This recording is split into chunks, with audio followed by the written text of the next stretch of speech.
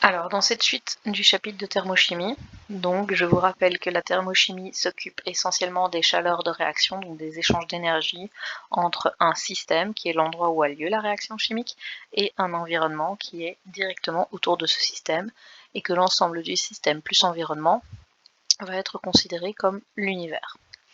On avait trois types de systèmes. Un système qui était isolé, qui est un système théorique, qui n'échange ni énergie ni matière avec l'extérieur. Un système fermé qui n'échange pas de matière mais qui échange de l'énergie. Et un système ouvert qui va échanger à la fois de la matière et de l'énergie. On avait aussi vu qu'il y avait quatre types d'énergie dont on pouvait parler. De l'énergie thermique, autrement dit de la chaleur, de l'énergie mécanique qui fournit un travail, de l'énergie électrique, c'est l'énergie par exemple qui apparaît donc dans les piles. Quand vous mettez une pile dans une télécommande, la substance chimique contenue dans la pile va créer de l'énergie électrique, et de l'énergie lumineuse.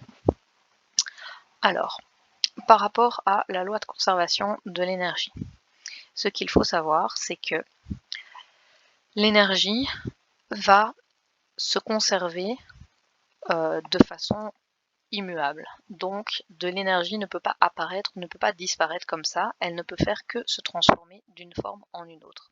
L'énergie sert à beaucoup de choses, donc elle peut servir à effectuer un travail, à stocker de la chaleur, à donner de l'énergie, mais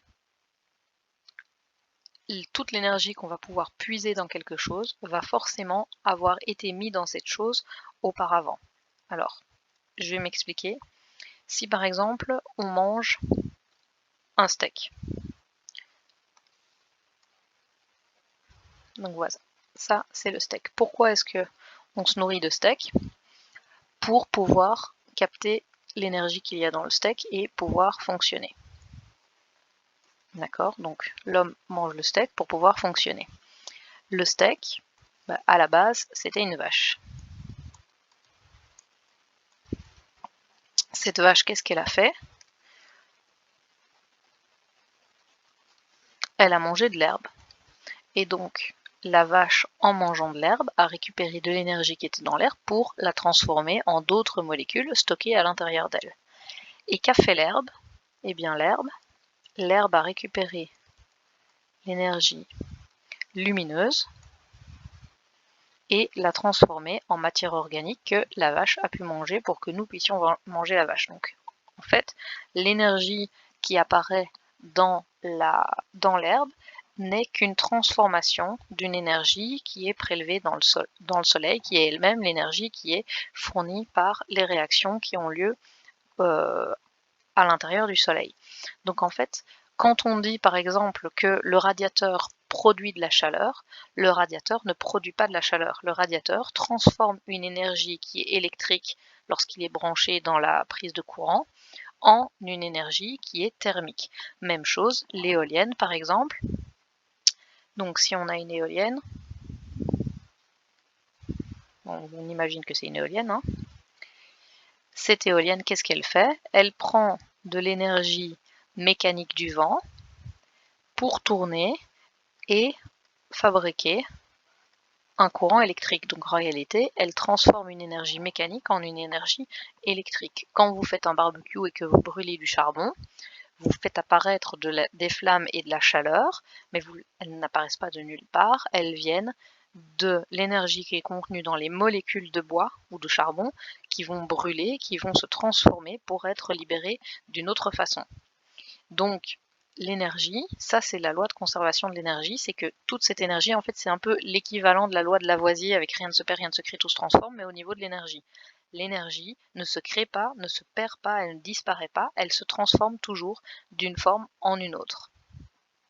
Exemple, donc ça c'est l'exemple avec la photosynthèse, donc l'énergie du soleil est entièrement insérée dans les molécules de glucose. Et quand vous mangez quelque chose, donc ce glucose pour le récupérer, eh bien le glucose va libérer toute l'énergie qui a été stockée lors de la réaction. Donc en gros, toutes les molécules stockent une partie d'énergie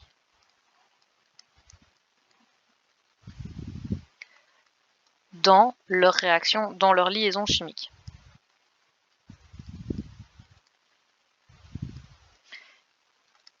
Et quand vous cassez une molécule, en général, vous allez pouvoir récupérer cette énergie. Quand vous fabriquez cette molécule, en général, vous allez stocker de l'énergie à l'intérieur.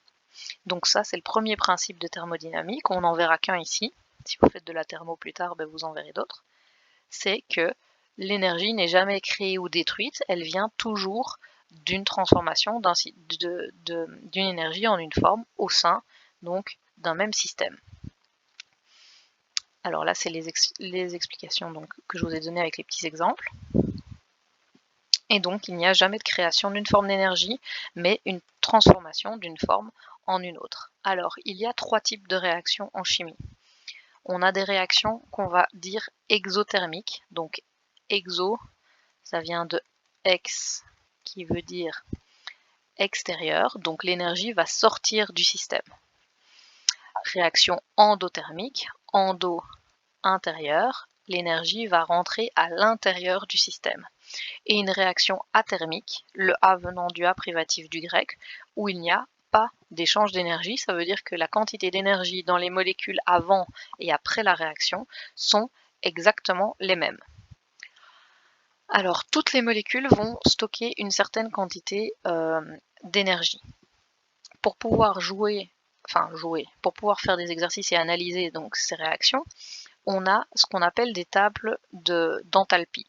Donc l'enthalpie, c'est la quantité d'énergie qui est stockée à l'intérieur d'une molécule.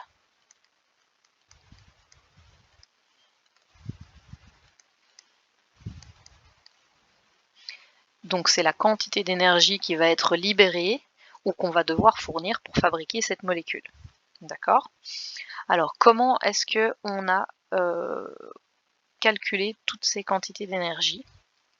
C'est ce qui est le point ici, donc c'est à l'aide d'un calorimètre adiabatique. Alors un calorimètre, c'est quelque chose qui mesure les quantités de chaleur. Adiabatique, ça veut dire qu'il est super isolé, donc c'est dans un super thermos de façon à ce qu'il n'y ait pas d'énergie et de chaleur qui partent par les parois. Donc comment est-ce qu'on fait? En fait, on met une certaine quantité d'une substance à l'intérieur de l'eau et on va mesurer le changement de température de l'eau. Donc soit la température va diminuer, soit la température va augmenter. Avec, si vous vous rappelez, donc la quantité de chaleur est égale à la chaleur spécifique de la substance, ici c'est de l'eau, fois la masse de ce qu'on a mis, de ce qu'on doit chauffer, fois le delta T. Donc pour une certaine substance qu'on aurait mis là-dedans, on va pouvoir calculer la quantité d'énergie qui va être dégagée. Et comme on peut calculer cette quantité d'énergie, eh bien, on va pouvoir dire quelle est la quantité d'énergie que contient une certaine quantité qu'on aurait mis là-dedans. Donc si par exemple je mets 1 g de NaOH dans 100 ml d'eau, je vais avoir la quantité d'énergie que je vais pouvoir calculer avec le delta T. Donc j'imagine que la température va s'élever de 3 degrés par exemple. Comme je connais la masse de ce que je chauffe, la chaleur spécifique massique de ce que je chauffe, qui est l'eau, et le delta T que j'observe, je peux calculer le Q. Donc je vais pouvoir dire que la quantité d'énergie stockée dans mon gramme de NaOH est d'autant de kilojoules. Et donc je vais arriver à écrire ce qu'on appelle des tables d'enthalpie qui ressemblent à des tableaux comme ça. Voilà. Donc où on a un tableau. Donc le delta H, H ça veut dire enthalpie. Alors après, pour les autres lettres, je vais vous l'expliquer par après. Mais donc, on a, pour une donnée, de l'acétylène, on a la quantité d'énergie qui est donnée en kilojoules par mole d'acétylène. Donc voilà. Ça, c'est juste pour vous expliquer que ces chiffres ne viennent pas donc de n'importe où. Maintenant, alors, ce qu'il faut comprendre, c'est que pourquoi ça a un intérêt? Alors, quand on fait une nouvelle réaction, donc la thermo, elle va servir à quoi? Eh bien, elle va servir à prédire quand on décide de, par exemple, fabriquer une nouvelle molécule, donc un nouveau médicament ou une nouvelle molécule ou un supraconducteur ou n'importe, une nouvelle molécule. Si vous voulez fabriquer une nouvelle molécule, si elle est nouvelle, c'est que vous ne la connaissez pas, donc vous ne savez pas vraiment dans quelles conditions il faut se mettre pour pouvoir la fabriquer. Et donc en fait, l'enthalpie, donc la thermochimie, va permettre de prédire quel type de réaction on va avoir. Alors quand on dit type de réaction, c'est est-ce qu'elle va être exothermique, est-ce qu'elle va être endothermique ou est-ce qu'elle va être athermique. Donc pour rappel, exothermique, la chaleur sort du système, endothermique, la chaleur rentre dans le système. Alors pourquoi est-ce que c'est important de pouvoir prédire quel est le type de réaction à laquelle on va avoir affaire? Eh bien parce que si la réaction est exothermique et que vous produisez trop de cette nouvelle molécule, le système risque de chauffer tellement que le pot dans lequel vous faites votre nouvelle molécule pourrait très bien vous exploser à la figure. Et à l'inverse, si vous découvrez que la réaction de la synthèse de votre nouveau médicament est une réaction endothermique, ça veut dire que pour que la réaction ait lieu, vous avez besoin de fournir de l'énergie à ce système pour que la réaction se fasse. Donc ça veut dire que peut-être que vous avez entre les mains potentiellement une molécule qui va révolutionner la médecine, mais elle ne va jamais se fabriquer parce qu'en fait, vous devez chauffer le système. Donc la thermochimie et les tables d'enthalpie vont permettre de prédire le type de réaction auquel vous allez avoir affaire et donc prédire s'il va falloir, oui ou non, chauffer le système. Alors maintenant, si vous avez vu dans la table vite fait, il y avait des signes moins et des signes plus devant les valeurs d'enthalpie. Alors pourquoi est-ce qu'on a ces signes? Quand on va calculer, donc pour une réaction chimique, on va calculer le delta H. Le delta H, c'est quoi? C'est la différence d'enthalpie entre le début et la fin de la réaction.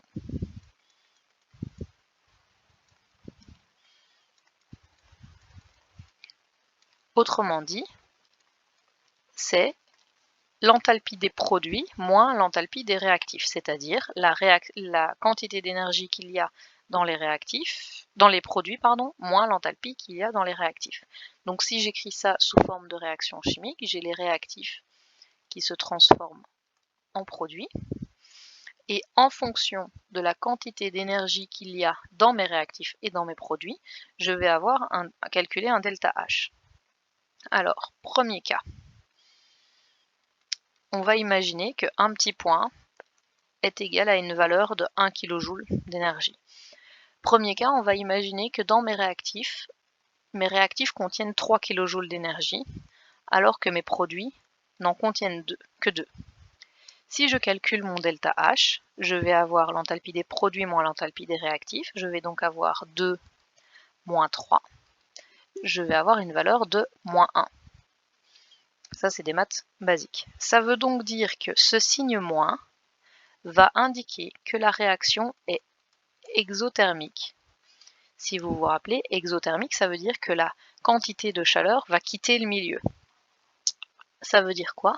Ça veut dire que ce petit kilojoule d'énergie qui est en fait en surplus par rapport à la quantité d'énergie qu'il y a dans mes produits va s'en aller et être dégagé dans le milieu. Donc ça ne veut pas dire qu'il disparaît, ça veut juste dire qu'il est transformé en autre chose, il va sortir du système sous forme de chaleur, sous forme d'électricité, sous forme de travail mécanique ou sous forme de lumière pour que mon système, air qui se transforme en produit, soit bien équilibré, étant donné que le système ne peut pas faire disparaître ou créer de l'énergie, il faut que cette énergie parte quelque part d'autre. Donc, quand la valeur est négative, c'est un système qui a une réaction qui est exothermique. Deuxième possibilité, mes réactifs comprennent 2 kJ d'énergie, mes produits en contiennent 3. Je vais faire 3 moins 2, ça me donne une valeur de 1 et de plus 1. Ça signifie, le plus, que la réaction est endothermique. Autrement dit, comme la photosynthèse par exemple, pour pouvoir mettre plein d'énergie dans le glucose, eh bien, il faut qu'il y ait cette énergie qui vienne du soleil et qui rentre dans la plante pour pouvoir la stocker dedans. Eh bien, c'est exactement ce qui se passe ici. Pour pouvoir fabriquer P, j'ai besoin de 3 kJ d'énergie, mais je n'en ai que 2 dans R. Donc, le système va aller chercher 1 kJ quelque part dans l'environnement et le faire rentrer dans le système pour pouvoir fabriquer P. J'ai une réaction qui est endothermique. Alors, troisième possibilité, ça c'est très vite fait. J'ai la même quantité d'énergie dans les réactifs que dans les produits. Donc 3 moins 3, j'ai une réaction dont le delta H vaut 0, qui est une réaction sans échange d'énergie. Le système contient autant d'énergie avant que après la réaction. Donc, dans un système qui est ici où l'énergie va du système vers le milieu extérieur, l'énergie sort, j'ai une réaction qui est exothermique. Dans l'autre cas inverse, j'ai une réaction qui est endothermique. Endothermique, le signe est positif. Exothermique, le signe est négatif. Donc ça, c'est une autre représentation, mais qui ne change pas grand-chose de celle du dessus. Donc dans la réaction exothermique, il y a un dégagement d'énergie. Dans la réaction endothermique, il y a une absorption d'énergie. Donc exemple, quand on dissout du NaOH dans l'eau, les réactifs vont dégager de la chaleur et donc cette énergie va réchauffer la solution et les parois du pot sur lesquelles on aurait nos mains. Tandis que quand on a du KNO3 dans l'eau, c'est la réaction inverse qui se passe. Donc en fait, l'énergie va passer des solutions et des parois vers les réactifs pour que la réaction puisse se faire. Et donc vous allez avoir une impression de froid quand vous mettez vos mains sur la paroi. Ça, c'est sûr, on va le faire par après. Donc si on dessine une échelle d'enthalpie, vous imaginez donc il y a un zéro qui est abstrait et qui est ici. Et bien dans le cas de la réaction exothermique, les réactifs ont plus d'énergie que les produits, donc on va bien avoir une diminution de quantité d'énergie et la diminution doit être dégagée sous forme de chaleur, lumière, électricité ou mouvement mécanique. Ici, par contre, c'est l'inverse. On va avoir les réactifs qui contiennent moins d'énergie que les produits. Donc, pour pouvoir passer de l'un à l'autre, il faut que j'ai une fourniture d'énergie pour pouvoir monter de niveau énergétique sur la barre de l'enthalpie.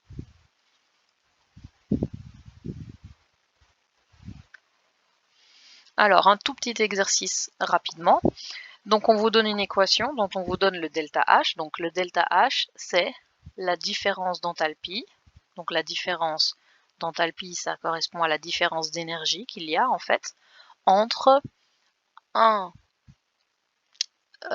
des réactifs et des produits. Donc, c'est-à-dire que ça correspond au delta H des produits moins les delta H des réactifs. La quantité d'énergie qu'il y a dans les produits moins la quantité d'énergie qu'il y a dans les réactifs. On vous donne sa valeur de moins 236. Sur une échelle d'enthalpie, on situe arbitrairement l'enthalpie des réactifs ici, donc à une valeur X. Et on vous demande de placer l'enthalpie des produits, donc de CO2 et de NO, soit sur A, soit sur B, soit sur C. Donc, ce que je vous propose, c'est de mettre la vidéo en pause et de réfléchir 3 secondes à ce que ça pourrait être, et puis donc de la rallumer pour avoir mon explication. Donc, ce que vous pouvez d'office éliminer, c'est le B, parce que là, j'aurais, si on décide de mettre arbitrairement l'enthalpie à 3, j'aurais 3 moins 3, ça vaudrait 0, or ma valeur n'est pas de 0. Donc je peux mettre mes produits sur le A ou mes produits sur le C. Je sais que le signe moins signifie que j'ai une réaction qui est exothermique. Exothermique, ça veut dire qu'il dégage de la chaleur.